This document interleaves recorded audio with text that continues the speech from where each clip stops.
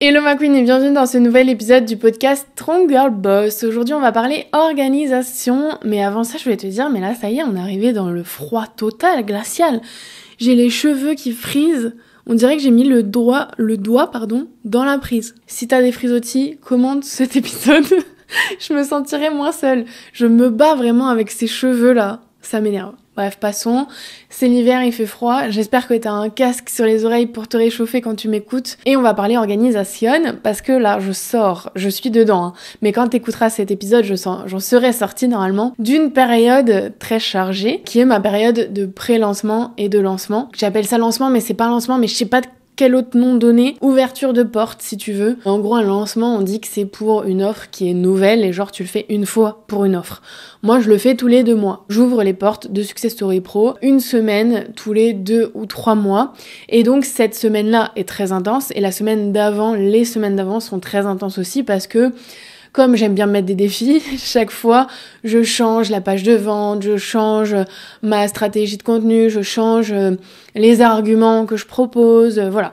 C'est beaucoup d'organisation et maintenant que j'ai des équipes, c'est aussi du temps de management et j'ai repris le CrossFit à un certain rythme, mais j'ai quand même officiellement repris normalement. Bref, et on me demande souvent comment tu fais pour tout gérer, même si je t'ai montré quand même régulièrement cette année que je ne gérais pas tout et que j'ai eu des périodes difficiles, j'ai eu des périodes où j'arrivais pas quoi. Globalement, j'arrive quand même de mieux en mieux à m'organiser et je me suis dit que faire un épisode là-dessus, ce serait toujours utile. Et voilà, on me dit souvent, mais tu gères plein de trucs, tu lances plein de projets, tu fais tout le temps des choses. C'est vrai que même moi de l'extérieur, sur certaines personnes, je me dis, putain, mais comment elles font ces dames-là pour lancer autant de projets, pour faire des trucs tous les mois, toutes les semaines, plein de trucs. Et en fait, même moi, quand je me fais la réflexion, je me dis ce que je vais te dire dans cet épisode. Donc, quand on me dit que j'arrive à tout gérer, etc., je me suis dit en préparant cet épisode, c'est vrai et c'est faux à la fois. Je vais t'expliquer pourquoi. Déjà, c'est faux parce que, de base, tu vois, il y a des gens qui me disent c'est facile pour toi, machin. Non, ça, c'est faux. De base, je suis pas du tout quelqu'un d'organisé. Je suis pas du tout quelqu'un de structuré. Tu vois, il y a des gens qui ont un profil de gens organisés, structurés. Ils ont une caractéristique commune, c'est qu'ils adorent les tableaux Excel. Genre, faire un tableau Excel, ça les excite, tu vois. Moi, c'est ma phobie. Genre, je déteste, j'aime pas, ça me saoule. Flemme. Être dans des cases, dans des carrés, là, j'aime pas. Il y a des gens, ils sont faits pour être dans des carrés. Et c'est pas du tout péjoratif, hein. Attention, il faut de tout pour faire un monde, mais moi je suis plus la meuf un peu créative, je suis pas non plus complètement perchée, hein. J'aime bien avoir quand même les pieds sur terre, je pense que je suis un peu entre les deux, tu vois, mais par contre je suis pas du tout quelqu'un d'organisé, je suis ultra bordélique dans ma vie privée, vraiment je te fous le bordel en un claquement de doigts, en un clignement de cils, vraiment c'est insupportable parce que, là c'est un exemple, mais non, je faisais plus mon ménage, j'avais une femme de ménage. Et là, on est en train de changer, du coup, je fais le ménage. Et ça m'énerve parce que je me dis, putain, je fais le ménage, je passe du temps, de l'énergie, et le lendemain, c'est déjà le bordel. Et donc, pour te dire que je suis pas quelqu'un qui est, de base, très organisé. Mais c'est aussi vrai que c'est, entre guillemets, facile pour moi. Pourquoi ? Parce que je n'ai pas le choix. Enfin, je ne me donne pas le choix de l'être dans mon business et dans ma vie professionnelle. Pourquoi ? Parce que je considère, même si j'ai des exemples autour de moi qui montrent qu'il y a des exceptions à la règle,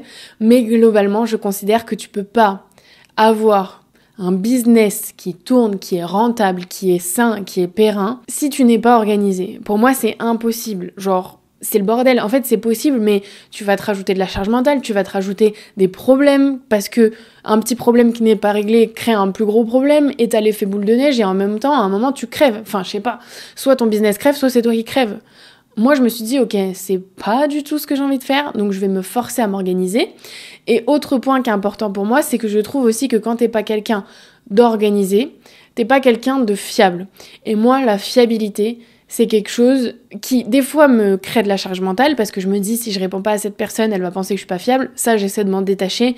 Si je réponds pas à mes clientes dans l'heure, elles vont penser que je suis pas fiable et qu'elles ont payé pour rien. Ça, je m'en suis détachée, heureusement. Mais c'est ce qui faisait aussi que j'étais comme ça au départ. Mais la fiabilité, pour moi, c'est important. La fiabilité envers soi-même et envers les autres. C'est-à-dire que je trouve que quand t'es pas organisé dans ton business, t'oublies des trucs, t'oublies des rendez-vous, t'es pas à l'heure, t'es tout le temps dans le speed, t'es tout le temps dans le stress, t'es pas avec la personne au moment où tu dois être avec la personne, t'es pas dans ta création de ton contenu quand tu dois être dans la création de contenu, tu vois, t'es tout le temps en train de gérer 1000 trucs, au final tu gères rien, voilà, si t'es pas organisé, pour moi c'est ça, et ça veut dire que par exemple, arriver en retard, ça arrive si tu préviens machin, mais être toujours en retard, oublier tout le temps des trucs, oublier de répondre à telle personne, faire poireauter telle personne, oublier de donner tel truc à telle personne qui fait qu'elle peut pas travailler, etc. Surtout quand t'as des équipes. Pour moi, c'est impossible. Genre, c'est vraiment... J'ai envie d'être quelqu'un qui soit quelqu'un de fiable. Et c'est pareil pour mes amis, etc. En fait, c'est pareil dans ta vie de tous les jours. Est-ce que tu veux être fiable pour toi-même, c'est-à-dire que est-ce que quand tu dis que tu vas faire quelque chose, tu le fais, et ça, si t'es pas organisé, tu le fais pas. Par exemple, si t'es pas organisé et que tu te dis, bah, je veux reprendre le sport, et que tu ne t'organises pas pour le faire, tu vas pas le faire, parce que t'auras pas le temps, parce que machin, et donc tu te diras, inconsciemment, hein, c'est ça le pire, je suis pas fiable, je peux pas me faire confiance. Et si tu peux pas te faire confiance, c'est chaud, tu vois, ça veut dire que tu dépends tout le temps des autres, ou qu'en fait tu t'auras pas confiance en toi, etc., etc. Et être fiable pour les autres, c'est aussi quelque chose qui est très important pour moi, c'est-à-dire que si quelqu'un me demande quelque chose, si un prestataire me demande quelque chose, si une cliente me demande quelque chose, même si, attention, je le fais pas dans la minute, c'est noté, c'est prévu et ce sera fait. Et ça, pour moi, c'est une valeur qui est importante. Et donc cette valeur-là, elle ne peut pas exister si l'organisation n'est pas présente. Et c'est pour ça que même si dans ma nature, je suis pas à la base quelqu'un de très organisé, je me force à l'être parce que je sais que c'est un gage de fiabilité envers soi et envers les autres. Et d'ailleurs, ça me fait penser à une thématique que j'aborde souvent sur le podcast, c'est que même si t'es pas quelqu'un d'organisé à la base, ça veut pas dire que tu peux pas le devenir, et inversement. J'en ai marre des gens qui se reposent sur le fait que, bah, de nature, je suis comme ça, moi je suis comme ça, je suis comme ça. Ouais, mais en fait, si tu veux évoluer, à un moment, il va falloir que tu changes. Si c'est des choses qui ne t'empêchent pas d'évoluer, et qui ne t'empêche pas d'arriver à tes objectifs, ok. Mais en revanche, la plupart du temps, si tu n'es pas organisé, tu vois bien que c'est ça qui te freine dans ton business, dans ta visibilité, dans toutes les choses que tu pourrais faire pour atteindre des objectifs que tu n'arrives pas à faire. La plupart du temps, la raison principale, c'est l'organisation. C'est pour ça que je voulais en faire un épisode, parce que c'est ultra important pour moi. Et pour toi, du coup. Et à un moment, si t'es pas organisé, tu peux pas te plaindre. Tu peux pas te plaindre de perdre des clients, de pas faire autant d'argent que tu le voudrais, d'oublier des trucs, de te prendre la tête avec les gens aussi, parce qu'en fait, moi, maintenant, les gens qui ne sont pas fiables parce qu'ils ne sont pas organisés, je sais que c'est leur faute. Moi, j'ai changé. Pourquoi toi, tu pourrais pas changer? Si t'as pas envie de le faire, je vais pas le faire à ta place. Mais à un moment, si t'as pas envie de le faire, si t'oublies des trucs, si t'es pas fiable, tu dégages. À un moment, j'ai pas de temps à perdre pour des gens qui ne savent pas s'organiser. Donc ça, c'est ultra important et c'est quelque chose à travailler pour atteindre tes objectifs, pour aussi t'entourer de gens. Moi, tu vois, maintenant, mes prestataires, s'ils ne sont pas organisés, s'ils sont pas capables de me rendre les trucs dans les temps, ils ne travailleront pas avec moi, point barre. Donc à un moment, si tu veux aussi t'entourer de personnes qui réussissent, etc., pour moi, tu n'as pas le choix que d'être organisé parce que la plupart, je dirais 98% des gens qui réussissent sont des personnes qui sont organisées dans leur vie, dans leur travail et qui prennent les choses au sérieux. Parce que même si c'est pas le cas, le fait d'être désorganisé, d'oublier des choses, d'arriver en retard, ça donne une impression de je m'en foutisme qui est pour moi impossible. Tu te pointes pas au rendez-vous à l'heure et que tu m'as pas prévenu ou alors ça arrive toutes les semaines, tu te fous de ma gueule. Tu ne me prends pas au sérieux, donc moi, je vais pas te prendre au sérieux et on ne travaillera pas ensemble. C'est aussi facile que ça à comprendre et ça peut aussi te réveiller un petit peu quand tu écoutes cet épisode de dire bon, ok, là, faut que je m'y mette. Deuxième point, c'est quand on me dit tu gères tout, nanana, c'est vrai et faux aussi pour une autre raison. C'est faux parce que c'est impossible de tout gérer tout le temps. Tu le comprendras, je vais te donner plus de détails dans l'épisode, mais c'est une de mes révélations de l'année, c'est que c'est impossible de tout gérer tout le temps. Les gens qui te disent ça, je pense qu'ils nous mentent, parce que à un moment, tu peux pas tout faire, tu peux pas tout gérer, les journées font la même durée pour tout le monde, à un moment tu peux pas, pour moi tu peux pas être bon partout, et c'est ok. La seule différence, c'est d'en avoir conscience et de contrôler, de décider ce pourquoi et ce dans quoi tu veux mettre de l'énergie, quelles sont tes priorités, qu'est-ce que tu as envie de gérer au moment M de ta vie. Donc ça, j'en reparlerai dans la première partie du développement, entre guillemets, mais ce que je voulais dire, c'est que ma révélation de l'année, ça a été de comprendre que l'équilibre parfait n'existe pas. Et donc, au lieu de courir toujours après un truc qui n'existe pas, c'est-à-dire que moi, je me disais, ok, donc là, j'ai réussi dans le business, j'ai réussi dans ma com, mais je suis pas allée au sport autant que je voulais, et donc niveau santé, ça va pas. Comment je fais pour que ma com, mon business reste toujours au même niveau de croissance non-stop et que j'arrive quand même à aller au sport? Donc en fait, t'es tout le temps en train de courir après un truc qui est presque impossible, qui est un équilibre parfait qui n'existe pas dans la vie. Il y a plein de trucs qui se passent autour, il y a plein de facteurs extérieurs, même si c'est toi qui contrôles à un moment, il y a des choses, moi dans cette année, il y a eu des grosses périodes que je n'ai pas contrôlées en termes de santé de mes proches qui sont en fait là et tu peux rien y faire. C'est des choses qui tombent dessus et à un moment, si t'es là à toujours courir après l'équilibre parfait et que quand il y a un truc comme ça, t'es pas capable de t'adapter, parce que tu te dis, tout s'effondre, ça c'est le risque aussi, c'est de se dire, j'ai l'équilibre parfait, ça y est, je l'ai atteint, incroyable, et de croire que tu vas pouvoir le maintenir. Non, en fait, des fois il t'arrive des merdes qui font partie de la vie, et du coup, tout peut s'effondrer pour toi si tu n'es pas organisé et que tu n'as pas conscience que tout n'est jamais parfait, mais que par contre tu peux décider et prioriser les choses. Je leur parle juste après. Mais tout est cyclique et d'ailleurs c'est l'épisode 26 du podcast, donc je t'invite à l'écouter après si c'est pas déjà fait, ou ce sera une bonne piqûre de rappel pour te rappeler que de toute manière la nature marche comme ça. Donc soit si toi tu veux marcher de manière linéaire, c'est ton problème, mais tu seras pas en accord avec la vie en général qui est cyclique et donc c'est encore une fois une perte du temps, une perte d'énergie et vivre un peu dans le déni. Donc c'est faux, c'est impossible de tout gérer. Par contre, c'est vrai que tu as l'impression que je gère tout parce que je suis toujours, de plus en plus, dans le contrôle de ce que je gère. Et donc, tu n'as pas l'impression qu'il y a des trucs que je gère pas parce que je sais que je gère pas ces trucs, mais comme c'est ok pour moi, ça devient pas ok pour les autres, tu vois ce que je veux dire? Par exemple, pour t'illustrer, le sport. Cette année, ça a été le sujet de l'année. J'ai eu des galères, tu le connais si tu écoutes ce podcast, avec le sport. J'ai arrêté, j'ai repris, j'ai machin, j'ai testé des trucs, ça n'a pas marché, puis j'ai recommencé.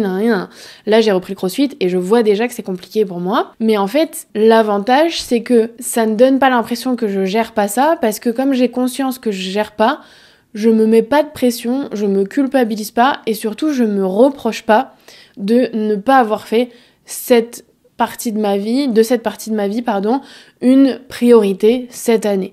En fait, j'ai très vite compris que j'ai eu presque 300 clientes d'un coup, pas d'un coup, mais chaque mois toujours plus de clientes, chaque mois toujours plus de personnes à gérer, chaque mois toujours plus d'argent à gérer. En vrai, ça on n'en parle pas, mais l'argent c'est bien quand t'en fais, mais à un moment plus t'en fais, plus t'as de merde à gérer aussi. Ça c'est un truc, j'en avais pas conscience, je me disais plus t'as d'argent, plus c'est facile, certes, évidemment que quand t'as de l'argent, plein de choses deviennent faciles. Mais par contre, la gestion financière est plus difficile, ce qui paraît logique. C'est comme tout en fait. Proportionnellement, plus une chose est importante, plus ça crée de thématiques et de problématiques autour. On va pas s'en plaindre, mais ça m'a pris quand même beaucoup de temps et d'énergie.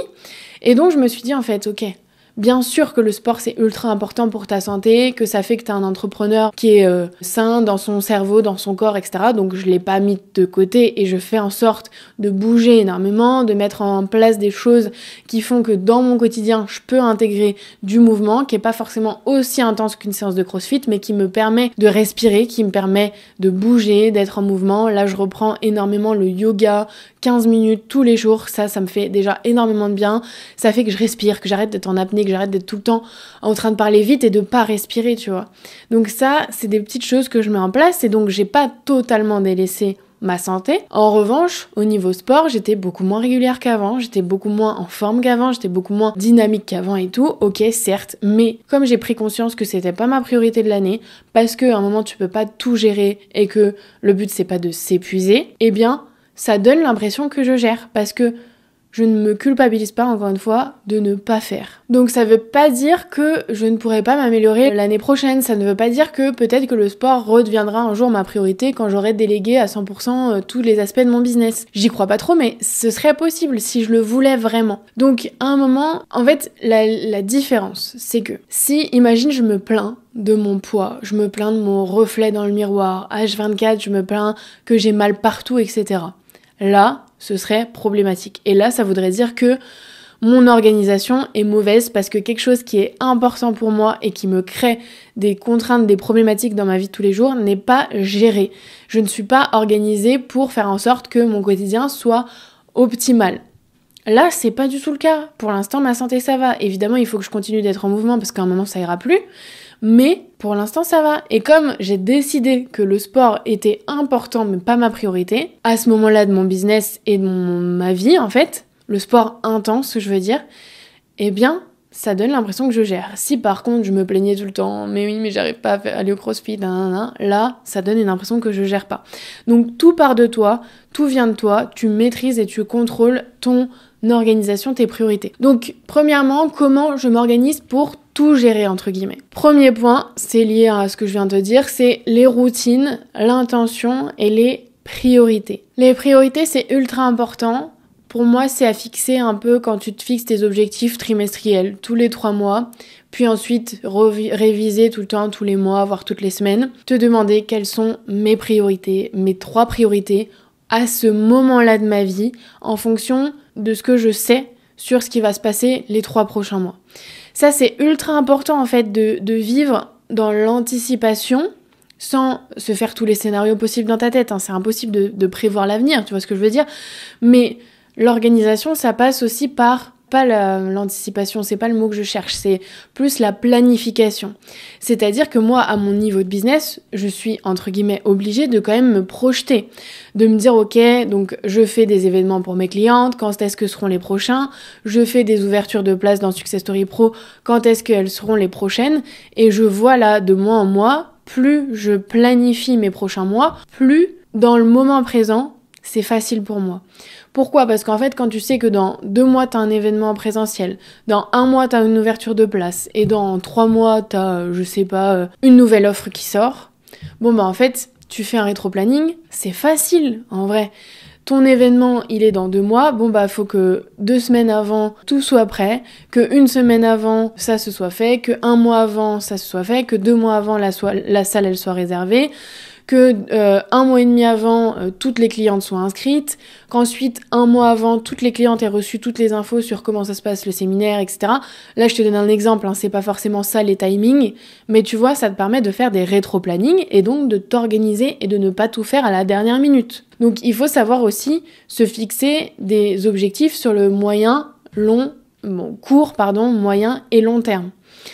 Des objectifs et des échéances. Ne te mets pas des deadlines, dans 2 semaines j'organise un événement présentiel, on est d'accord, laisse-toi le temps, mais ça te permet de te faire des rétro-plannings et du coup de pouvoir te dire, ok, début janvier, pour mes 3 prochains mois, quelle est mon intention et quelles sont mes priorités.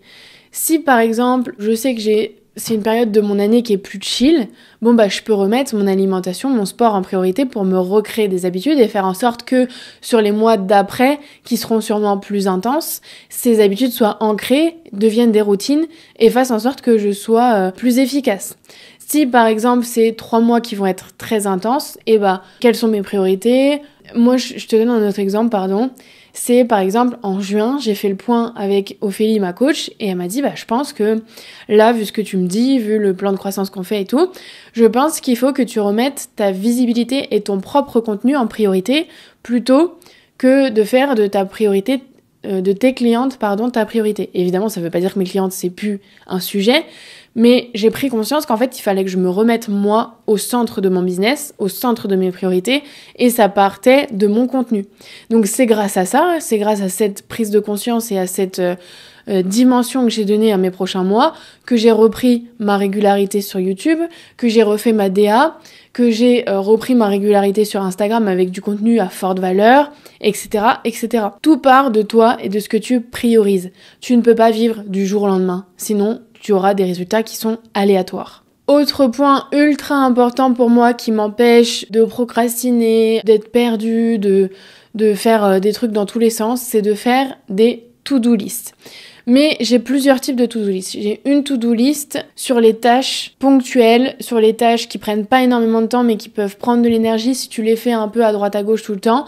Donc j'ai toujours dans mon agenda par semaine un créneau qui s'appelle To Do et en gros c'est payer telle facture, envoyer tel truc à une cliente, répondre à tel mail, envoyer là je suis allée chez l'ostéo, envoyer la facture de l'ostéo à ma mutuelle, plein de petites choses que tu peux totalement oublié quand tu rentres dans un niveau de business où tu as tout le temps des choses à faire, mais qui sont importantes et qui sont pas importantes urgentes, qui sont juste importantes et qui peuvent être traitées par exemple chaque semaine.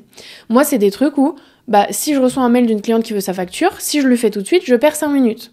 Et je peux pas être concentrée dans autre chose, etc. Donc si je fais chaque heure 5 minutes, 10 minutes, 15 minutes à droite à gauche, je ne suis plus jamais efficace toutes mes journées. Donc je me mets ça dans mon agenda. À chaque fois que je reçois un mail, une demande, d'un truc qui peut rentrer dans cette case-là, je me le note dans la description de l'événement sur mon agenda.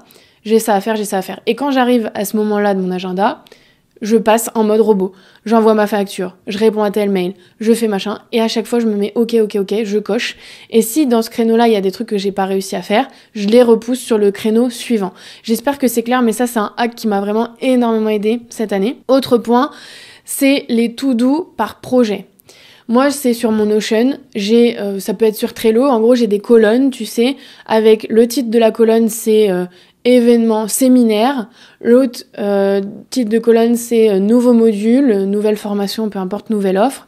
L'autre titre, et c'est vrai, hein, c'est pas, j'invente pas en même temps que je te parle, l'autre titre c'est lancement novembre, et dans chaque colonne j'ai tout ce que j'ai à faire. Par thématique, j'ai une to-do globale de tout ce que j'ai à faire dans cette colonne-là, où j'ai par exemple pour le lancement, j'ai récolté les témoignages, monté les témoignages, préparé ma stratégie de communication, j'ai mettre à jour ma page de vente, tourner ma vidéo en fonction de ce que j'ai à faire chaque mois.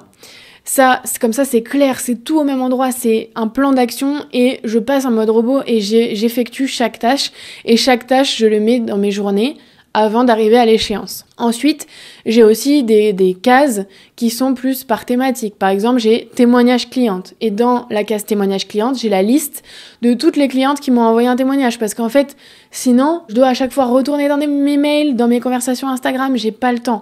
Donc, je fais ma liste de tous les témoignages que j'ai. Et je mets en face à poster telle date, ou poster, ou monter, à monter, etc., etc. Et je suis tout.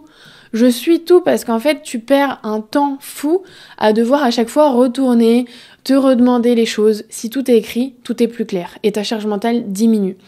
J'ai d'autres cases, par exemple dans la catégorie, dans la colonne nouveau module, j'ai une case avec toutes les étapes du nouveau module, toutes les vidéos.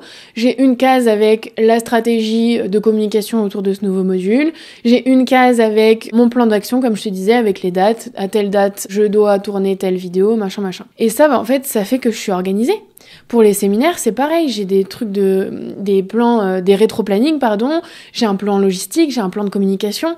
À un moment, surtout quand t'arrives à un certain niveau de business, tu peux pas faire sans. C'est impossible, sinon t'es tout le temps sous l'eau, t'es tout le temps paumé, et c'est là où tu t'épuises. Deuxième point de cet épisode, c'est d'arrêter de se comparer en termes d'organisation et de faire à ta manière, de trouver ta propre manière de t'organiser. Ça, c'est le piège des réseaux sociaux, comme d'habitude, se comparer, se dire « Ouais, mais elle fait tant de trucs, elle s'organise de telle manière, elle fait machin, truc. » Ok. Déjà, il y a 3 points que je voulais aborder par rapport à ça, par rapport à la comparaison et à ce que tu vois sur les réseaux sociaux. Il y a 3 choses que tu ne vois pas et que moi, je peux te partager parce que je le sais. Parce que maintenant que je le vis, je le sais. Premier point, tu vois pas tout ce que ces personnes peuvent potentiellement déléguer. Moi, je te l'ai partagé. Tu sais que je délègue le montage de mon podcast. Tu sais que je délègue le content management, c'est-à-dire poster le podcast, travailler les titres, la description, la miniature, etc. Je délègue pas mal de choses quand il y a Valentine sur le suivi de mes clientes, la demande pour faire des témoignages. Par exemple, il y a des gens qui peuvent se dire « Ouais, mais comment elle fait pour avoir autant de témoignages de clientes ?» Là, je suis toute seule, donc j'ai trouvé une autre stratégie que je partage à mes clientes. mais que je taille ici parce que j'ai pas envie que tout le monde me la vole. Mais quand il y a Valentine, c'est elle qui s'occupe de contacter chaque cliente qui a eu des résultats pour lui demander un petit témoignage. Ensuite, elle le récupère, ensuite elle fait le montage et ensuite moi je valide. Donc j'ai pas du tout toute la partie que là je suis obligée de me faire, de me retaper. Donc je vois aussi, je peux te le dire, que c'est du temps de gagner d'habitude et c'est ce qui fait que j'en ai autant. Donc tu vois pas en fait ce que les gens délèguent. Moi, les gens qui arrivent, qui connaissent pas et qui écoutent pas le podcast ou qui regardent pas mes vlogs, ils peuvent se dire ouais, elle est toute seule et elle sort une vidéo YouTube par semaine, un podcast par semaine, 5 contenus sur Instagram dont des contenus vraiment travaillés avec des carousels et tout. Non, elle a un compte success story, enfin tu vois, si j'avais pas Valentine, ni Valentin, ni mes monteurs, ce serait pas possible. Deuxième truc que tu vois pas chez les gens chez qui tu te compares, c'est ce qu'ils sacrifient. Moi, je m'en suis rendu compte, plus j'ai commencé à côtoyer des entrepreneurs successful, qui ont une vie un peu à Dubaï, dans la richesse et tout. Déjà, moi, je me rends compte que certains entrepreneurs qui vivent à Dubaï vivent dans 30 mètres carrés, même pas. C'est pas du tout mon goal. Même si t'as une belle vie, à un moment, une belle vue, pardon, sur les buildings, à un moment, tu peux pas respirer dans ce truc. Ensuite, il y a des gens qui sacrifient toute leur vie sociale, toute leur vie personnelle, leur vie de couple, du coup, leur vie familiale, sûrement, sur les prochaines années, parce que ils sont tout le temps en train de bosser, parce que ils sont arrivés à un niveau où ils arrivent plus à trouver des gens avec qui ils pourraient se connecter, parce que ils arrivent à un âge certain où bah tout le monde est en couple et toi tu te retrouves tout seul avec ton argent et tu peux pas profiter et faire profiter ton partenaire. Enfin à un moment, moi c'est pas du tout mon dream, c'est pas du tout mon dream. Ils sacrifient leur santé mentale, il y en a qui sont dans le burn-out, au bord du burn-out, il y en a qui je leur souhaite pas du tout mais qui peuvent avoir un business qui s'effondre du jour au lendemain s'ils sont plus là et s'ils pètent un câble en fait et ils se rendent pas compte qu'ils pourraient péter un câble dans quelques semaines. Enfin voilà, ça moi, c'est pas du tout aligné à moi, donc j'ai arrêté de me comparer à ces gens-là. Certes, ils font plus d'argent que moi, ils ont plus d'abonnés, ils ont plus du coup d'intervention dans certaines conférences et tout, mais à un moment, il y a la face visible et la face cachée de l'iceberg, pardon, et quand tu vas regarder un peu sous l'eau, c'est pas joujou. Cette punchline, on va la garder, je vous le dis. Troisième truc, ce que tu vois pas évidemment, c'est ce qu'ils ne montrent pas. Même si c'est cool, il y a de plus en plus, moi y compris, d'entrepreneurs qui montrent les coulisses de leur business, leur vie, à quoi elle ressemble, dans des vlogs, dans des contenus sur Instagram. Il y a un aspect marketing qui est à prendre en compte. C'est-à-dire que les vidéos storytelling où tu vois la personne qui est un peu en train de pleurer, de dire que c'est difficile et que maintenant elle réussit, certes, ça montre un peu la vraie vie et ce qu'ils ont vraiment vécu, mais ça sert aussi à attirer ta cible, à créer un storytelling et à faire du marketing. Soyons clairs. Donc ça, c'est je décide de poster le moment où j'ai pleuré, mais il y a d'autres choses que je décide de pas poster. À un moment, même les gens les plus transparents possibles, même moi, il y a des choses que je décide qui doivent rester privées, qui font partie de ma vie privée et que je ne partagerai pas. Même si ça permettrait à ma cible de s'identifier, de voir que c'est pas toujours facile, à un moment, je veux pas non plus tout partager. Dans ma vie perso, dans ma vie de couple, etc. Je partage pas quand j'ai des soucis. Là, j'en parle un petit peu des problèmes santé de ma famille, mais je vous ai jamais dit exactement ce qui se passait, je vous ai jamais dit ce qu'on a vécu profondément, mais parce qu'en fait, il y a des choses qui restent privées. Donc c'est ok, mais par contre, il faut en avoir conscience que même si des gens partagent de plus en plus leur authenticité, leurs coulisses, etc., on choisit toujours ce qu'on montre. Donc arrête de dire que c'est plus facile pour telle personne parce qu'elle vit pas ça. Non, c'est juste que tu le sais pas. Elle sacrifie des choses, elle a des gens qui l'aident, etc. Donc ne te compare pas aux autres, fais ton propre chemin. Ce que je veux te dire, c'est il y a des choses que tu dois prendre et il y a des choses que tu dois laisser. Il y a des choses que tu dois tester. Et si ça marche pour toi, tu gardes. Si ça marche pas pour toi, tu tèges. À un moment, moi, par exemple, la technique Pomodoro, c'est pas pour moi. Genre, à un moment, laisse-moi tranquille. J'ai envie de travailler 1h30 d'un coup et après d'aller faire ma pause. J'ai pas envie de faire des pauses toutes les 25 minutes parce qu'en fait, ma pause, elle dure plus longtemps que 5 minutes. Et je sais pertinemment, peut-être qu'à un autre moment de ma vie, ça marchera mieux. Mais pour l'instant, je préfère être en deep work. Là, je préfère tourner 2 épisodes pendant 2 heures et ensuite faire une pause de 2 heures plutôt que de faire un épisode de 25 minutes, faire ma pause et faire un autre épisode. Tu vois, ça n'a pas de sens. Il faut aussi adapter à ton business, à ce que tu fais, à ton métier. Autre point, arrête de te dire que tu es comme ci ou comme ça. Je l'ai déjà dit dans l'épisode précédent, ou dans celui-là, j'ai déjà pu. Mais moi, j'arrêtais pas de dire je suis du matin. Et je m'obstinais là-dedans. Et du coup, quand j'arrivais pas à me lever le matin, je culpabilisais et je me disais l'après-midi, bah non, je travaille pas parce que je suis pas de l'après-midi. Erreur, grosse erreur. Quand j'étais presque en burn-out, j'arrivais plus à me lever le matin. Mais du coup, je culpabilisais parce que je me levais pas. Je me levais quand même, je me forçais parce que je me disais je suis du matin, donc c'est le seul moment que j'ai. À partir du moment où j'ai compris qu'en fait, non, c'est juste que je suis fatiguée. J'ai beau être du matin si je veux être du matin. Si je suis fatiguée, je suis fatiguée. Je suis pas du matin, ni de l'après-midi, ni du soir. Faut que je dorme. Donc, maintenant, je me laisse dormir. Je mets plus de réveil le matin. Et au final, je me rends compte que je suis productive des fois le soir. C'est sûr que si tu te forces à mettre un réveil à 5h du mat alors que t'es complètement flingué, tu risques pas d'être productif le soir. Ça paraît évident. Comme on se dit dans nos têtes, je suis de ça, je suis machin, je suis comme ci, je suis comme ça, bah tu t'empêches d'être productif. Il faut t'écouter. Écouter ton corps. S'il y a une seule leçon de cet épisode, c'est écoute-toi. Pas trop, mais teste, écoute et essaie de ressentir ce que tu vis pour ensuite adapter et trouver ta propre manière de t'organiser en fonction de tout ce que tu auras pu entendre et consommer. Voilà mon conseil, tu sais tout sur ma manière de m'organiser, tu sais tout sur ma vision surtout de l'organisation et je te dis à la semaine prochaine dans un prochain épisode ma queen. Bisous.